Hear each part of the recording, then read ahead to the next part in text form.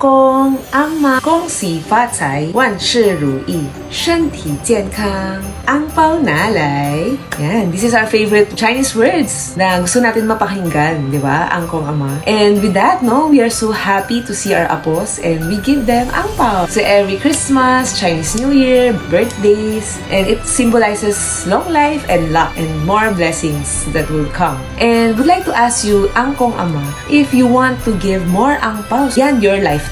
And your apos will always remember you for the rest of their lives, no? Even if they grow up na, naging mga dalagat binata, at mag-asawa na, at magkaroon ng sariling anak. And to the point na magkaapo rin sila, they will always remember you. How are we going to do this? We will work on, we will set up a fund, and we'll have this ang pao for life for your apos. If you want to know more about it, just message me, and I'll share it with you, my secret. See you!